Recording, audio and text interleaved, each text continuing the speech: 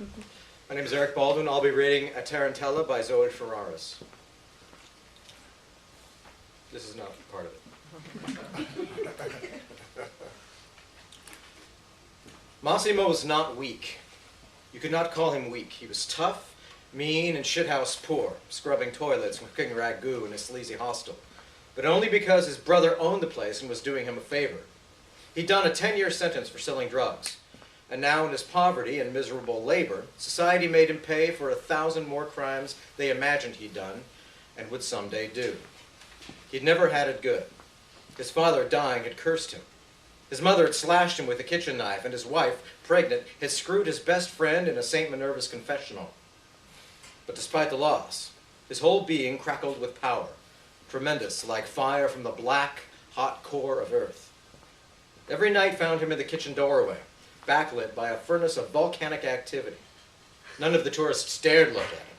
His peppercorn face, his granite body, his homunculus hands knobbed with greasy, inexplicable scars. He had the intense, brutal presence of a watchful tarantula.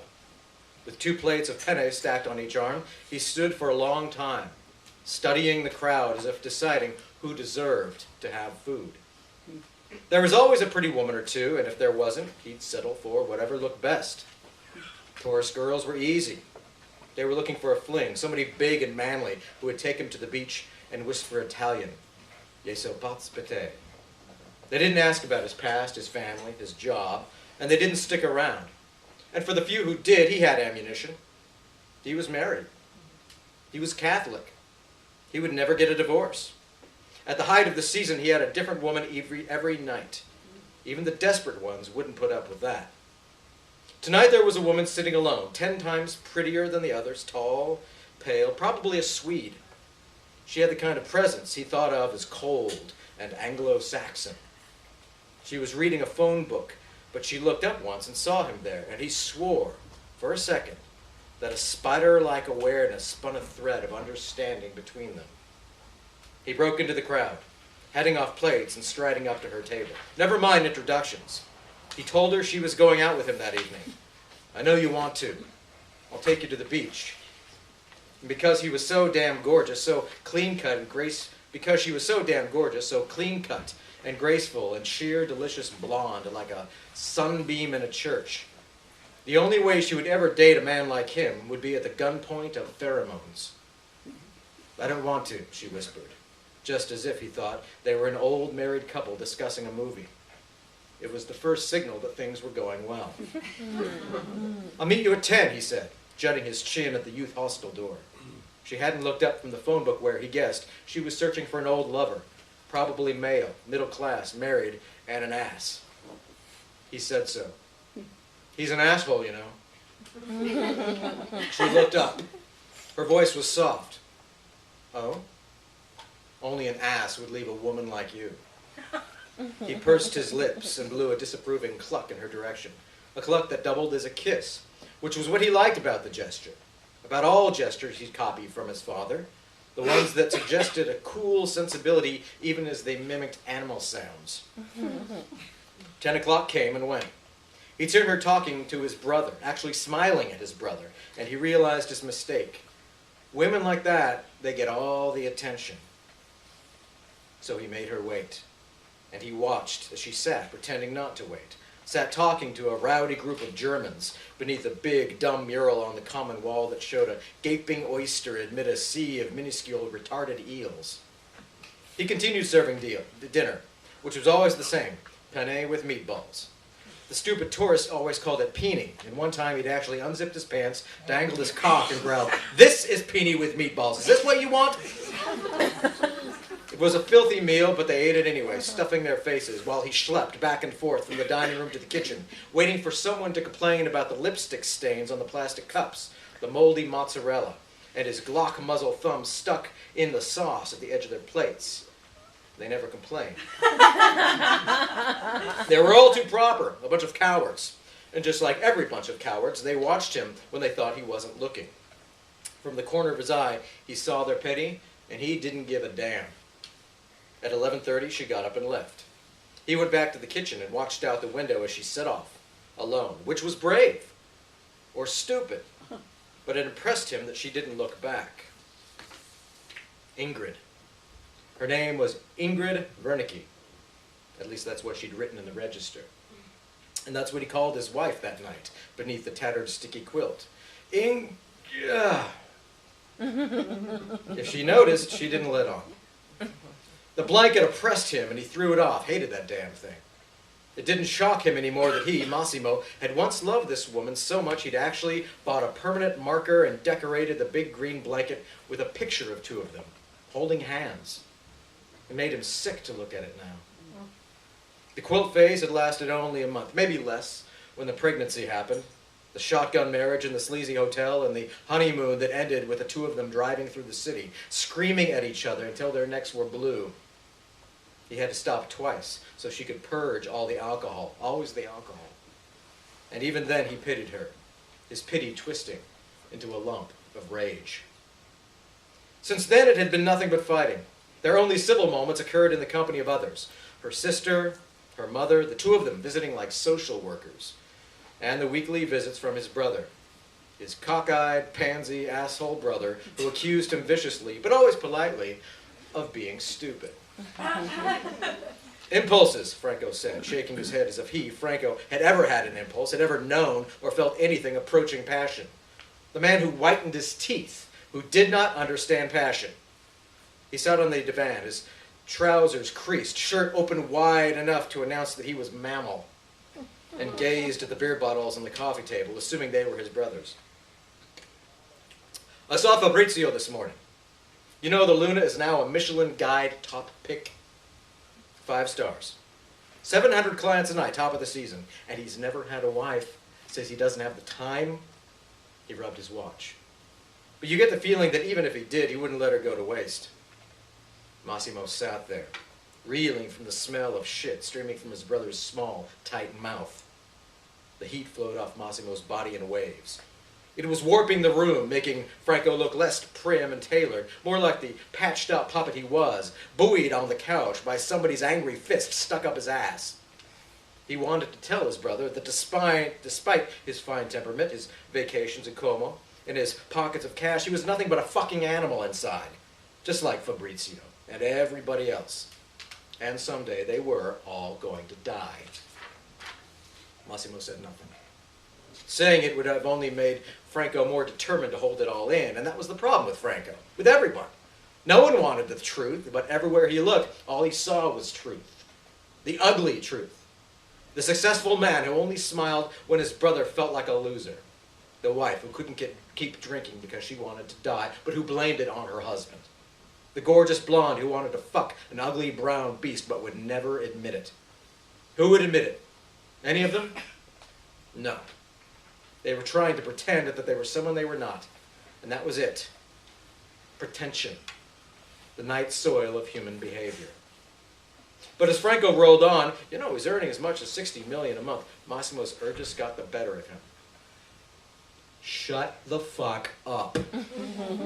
Franco's mute indignation pleased him for a while, but once Franco was gone, every dulcet thing that bastard had said came echoing back, gaining momentum until Massimo finally erupted. And the fighting began.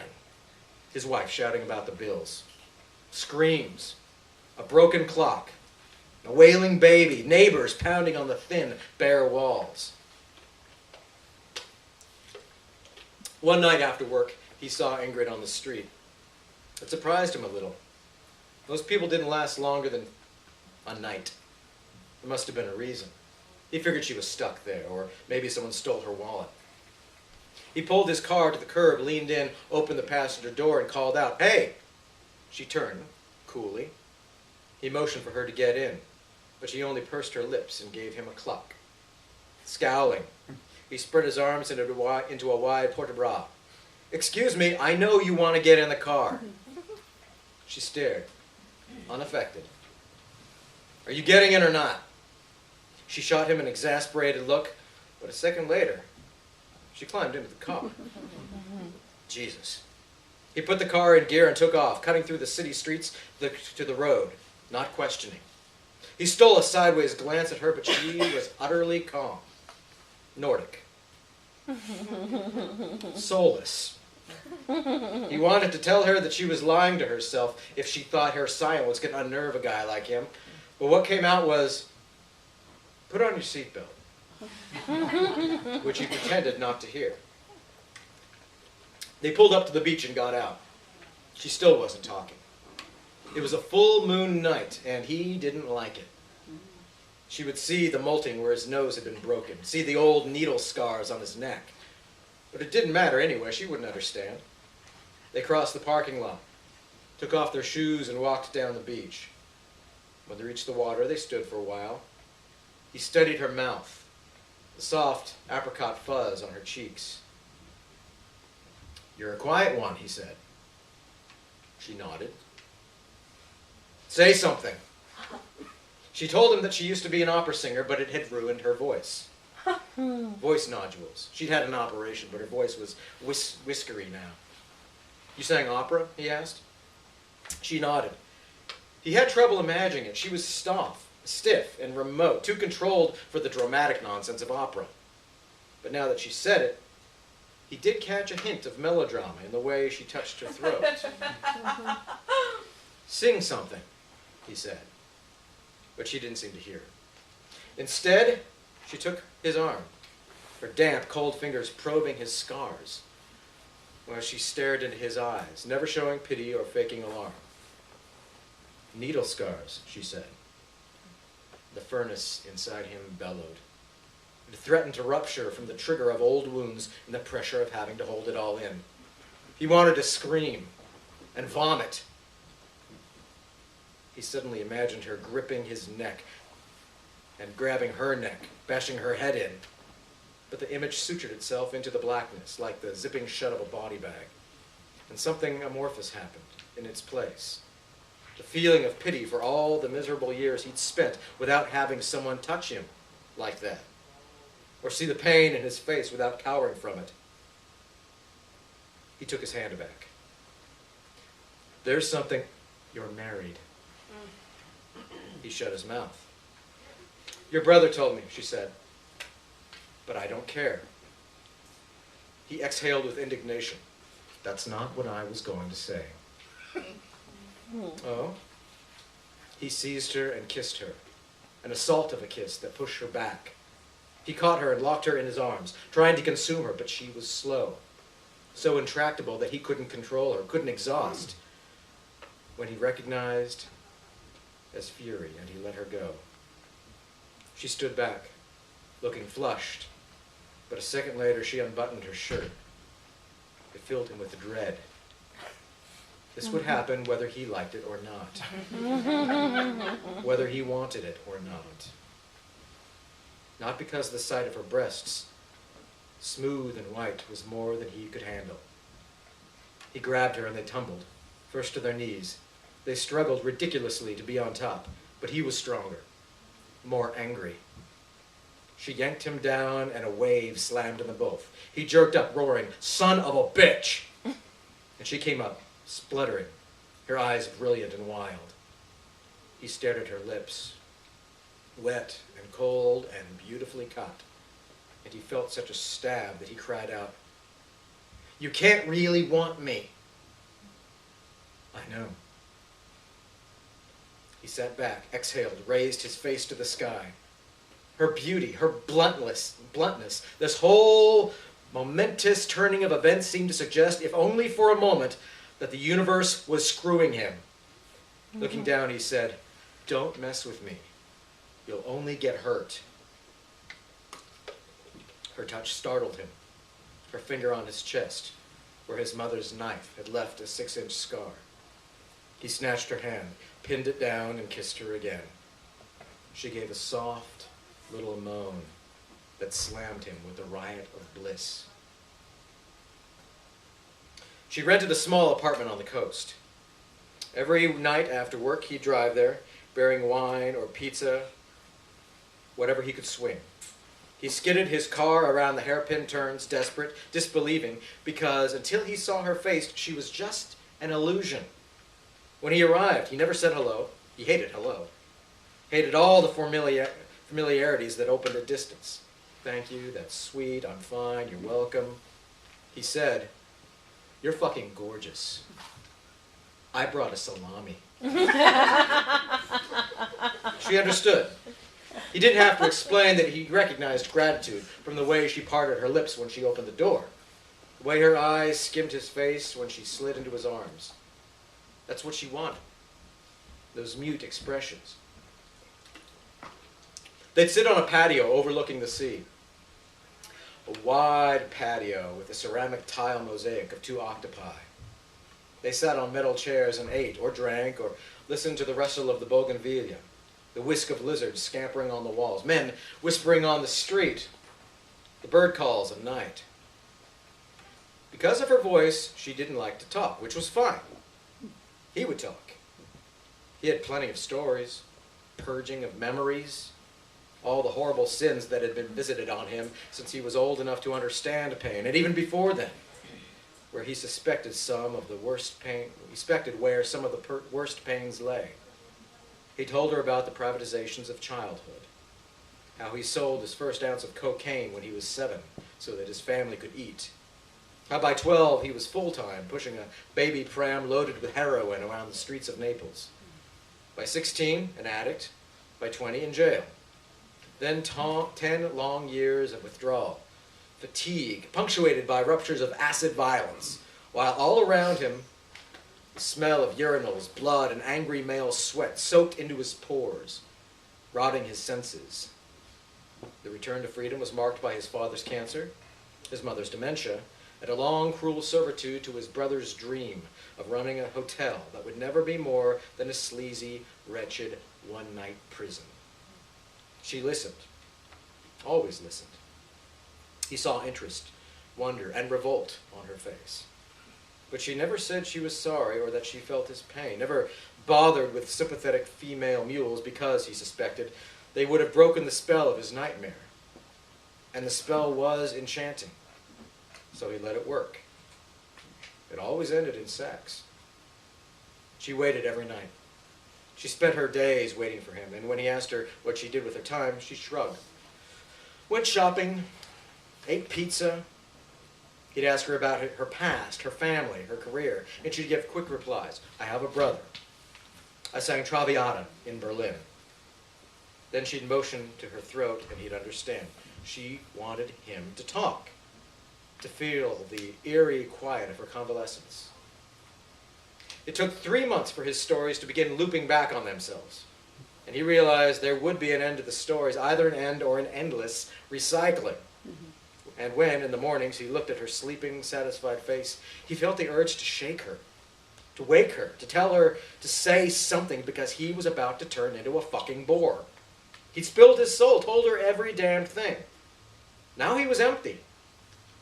In the evenings, he lost the urge to talk. He wasn't sure if he really lost the urge or if he was censoring himself. He suspected there were things going on in him now, Herculean things, that if he somehow repressed, and the deeper they went, the quieter they became, and so that he was left with an uneasy pressure.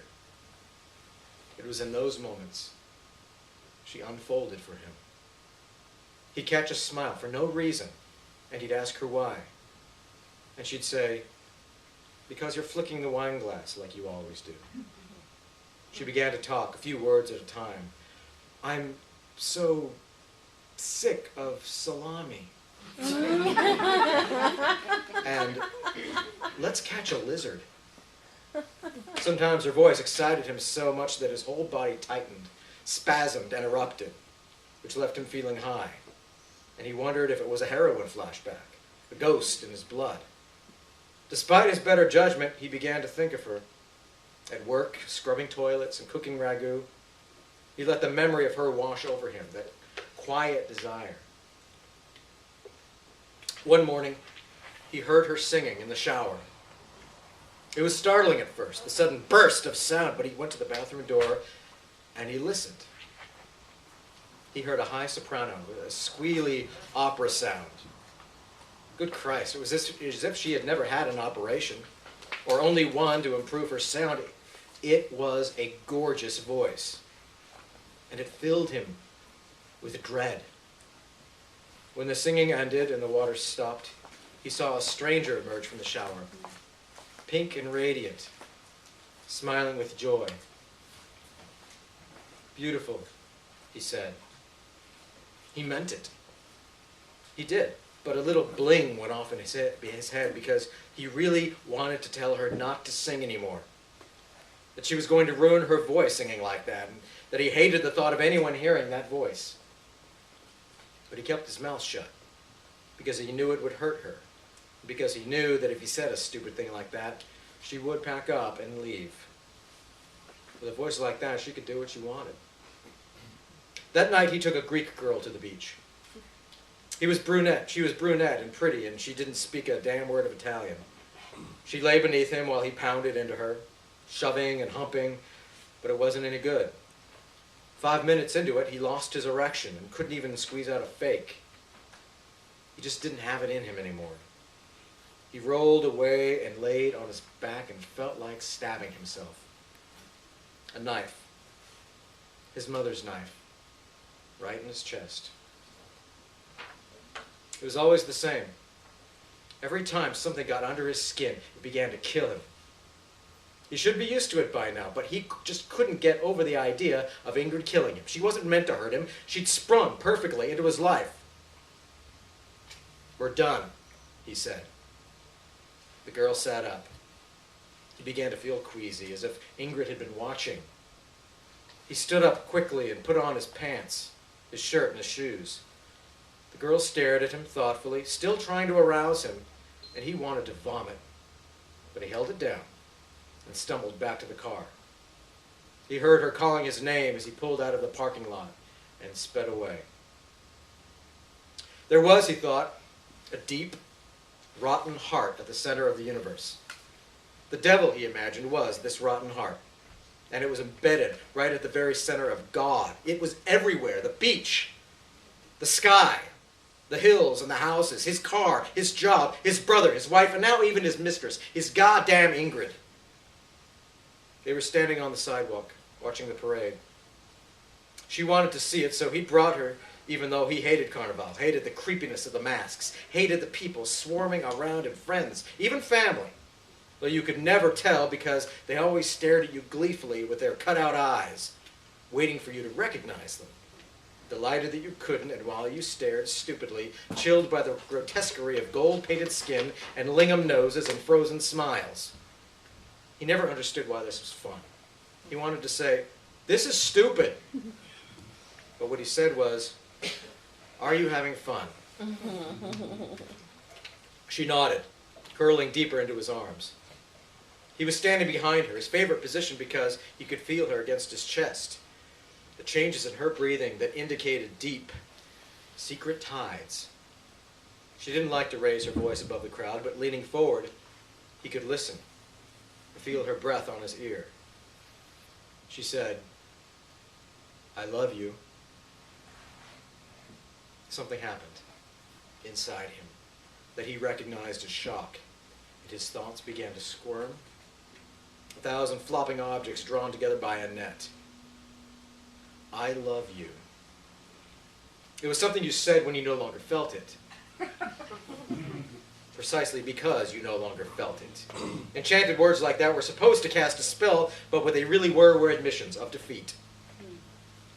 "Don't say that," he said, peering into her face. "You know what you're saying?" She seemed embarrassed in a dignified way, but she didn't reply. He squeezed her harder, unconsciously harder, while his thoughts continued flopping. Her lips no longer parted when she met him at the door. He thought about the shower, her voice, his tears. What was worse, far worse, was that he recognized his changes in himself. He was flat, sad. And sometimes when he was listening to the radio, he found himself wanting to cry. "Come away with me," he said. "Let's go somewhere." She didn't reply. He stopped breathing for a moment. "Where?" she asked. "Anywhere. Rome." Someone blew a clown horn, an ear-splitting squee, and a marching band made its way around the corner, blaring a loud, eerie tarantella. A whole troop of women came dancing behind them, their peasant dresses spotted with plastic tarantulas, their stomping and screeching mocking the death throes of their poisonous bites. One of the women came up holding a dozen plastic masks with freakish foreheads and ugly rump chins. Paper sequined masks with glittering cheeks, ribbon streamers, green lips. The woman handed one to Ingrid, and she put it on. She turned to Massimo, all monstrous yellow cheeks with a long pointed nose. And he couldn't help it. He cringed.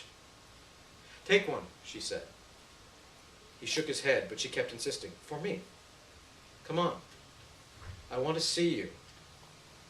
Reluctantly, he accepted the masks, tried not to look at the face before putting it on. The world collapsed to the size of 2 eye holes. He turned toward her, showing her the masks, but if she liked it or not, he couldn't tell. His own face was hidden by the papier-mâché. He stripped off the mask and handed it back to her, disgusted, filled with loathing. Later, they bought chestnuts and went back to the car. And she said, "I can't go away with you."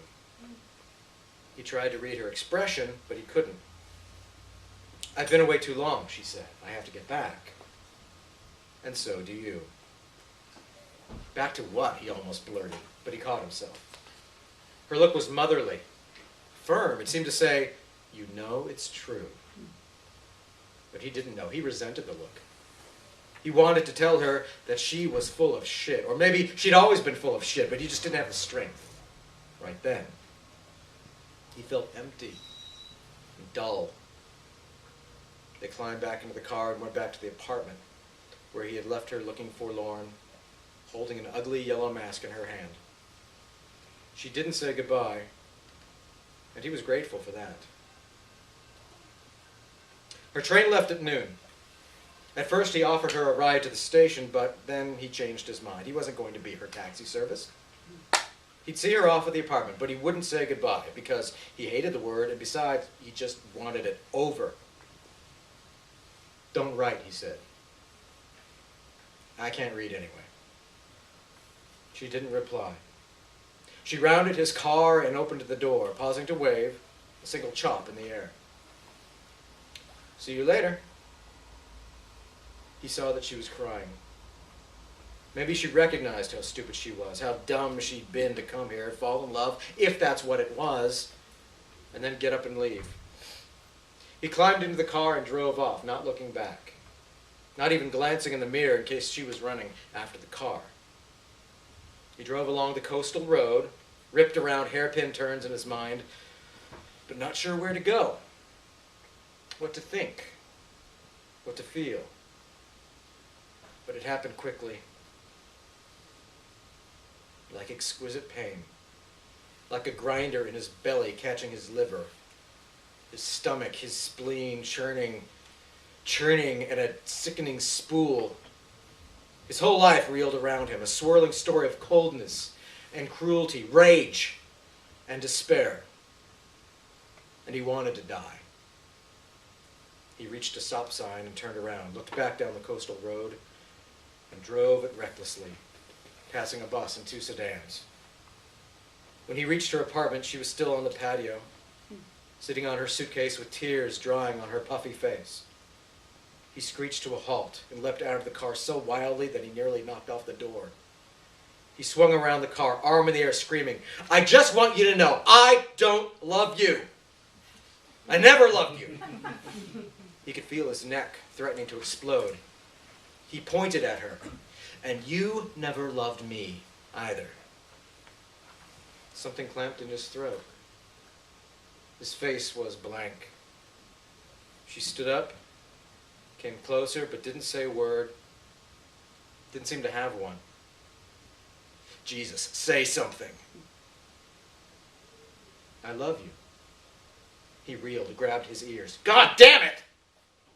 "I'm sorry, I do." She picked up her suitcase, turned to the taxi that had pulled up behind them. After glancing back at him one last time, she left. "Fuck!" he screamed. He kicked the car and he kicked it again. He stared at the road, at the bougainvillea wilting in the heat. something vital. His essence seemed to be draining, so he couldn't remember why he'd even been crazy enough to come back here. All he could think of was the way she'd looked when she got in the car, the grief in her eyes. He felt an odd pang when he thought of that look. Felt the flow of something much deadlier than morphine pouring through his veins. For a brief, sour moment, he saw himself as she must have seen him. A poisoned madman, stomping and screaming and hastening death.